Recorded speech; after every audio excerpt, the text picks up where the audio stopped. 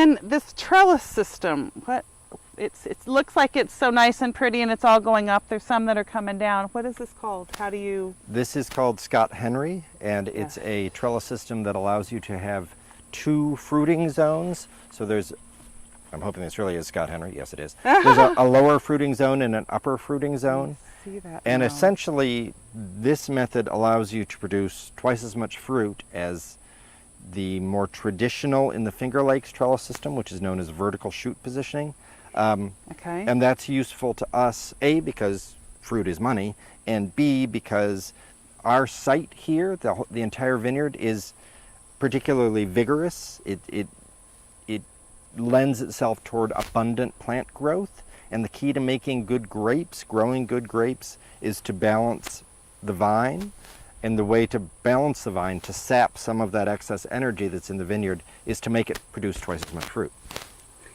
So if we did what's traditional, what people think of as being a high quality way of growing fruit, which is to grow maybe 2 to 3 tons to the acre, which is what we used to do, the fruit was not as good and the vines were not as healthy. We've since doubled the amount of fruit per acre, which is traditionally thought of as being not a high quality move, and we've gotten much better fruit.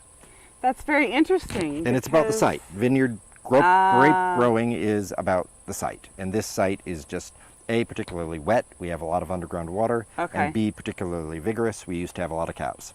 It used to be there's a lot of nutrition down there. Okay. So what I'm hearing you say is it's very site specific. If you were someplace else, then this system wouldn't necessarily work. But your system, it thrives. Our system on our site, right. It thrives. Right. Exactly. Okay. And then do you come in? I see that there's not. I see that the grapes themselves, the clusters, have exposure to sun. So do you come in and kind of prune that back to get the leaves out of the way? Well, we remove leaves for a couple of different reasons. One, we want airflow through the vines because it rains. We're in upstate New York and it rains, and rain causes grapes to rot. So we want to be able to let wind blow through there and dry them out. We also want to be able to have exposure for the various fungicides and other chemicals that we use to protect the grapes from rot. Okay. So for all those reasons, we need to pull leaves. And in particular in Cab Franc, which is further up the hill, maybe half a mile up the hill, and we grow a lot of Cab Franc. It's our biggest red varietal. Okay.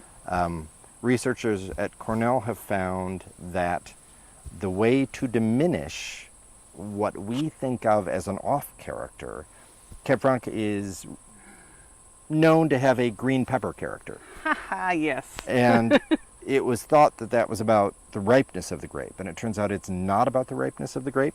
It's about pulling leaves right after the fruit is set, so March or April, really early. Pull the leaves, get sunlight on the grapes as soon as possible, and that takes care of that character.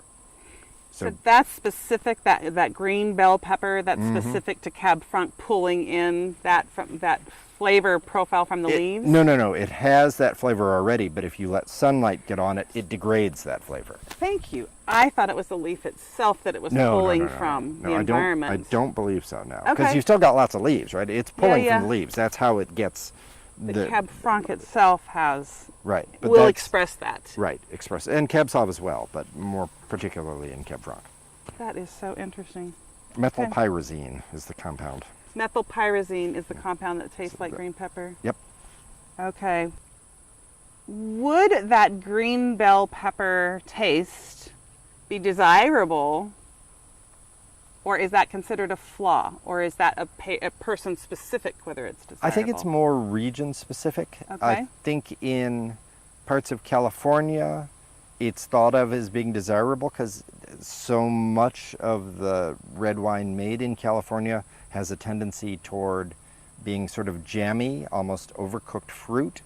And really a little bell pepper lightens it up a little, brings a little freshness to it. So they don't hate it the way we hate it here. In areas where ripeness can be an issue, and that's certainly true in the Finger Lakes, we don't want anything tasting green. We don't need green. Right. So, and yeah, that's as well. Okay, so honey, behind the camera, we can drink our bottle of Cab Franc from California. It's not bad.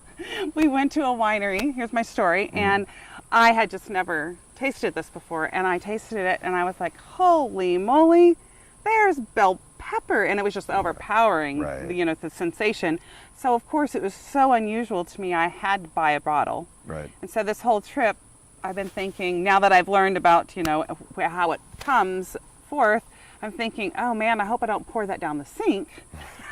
But now I know it's okay. It's not a flaw.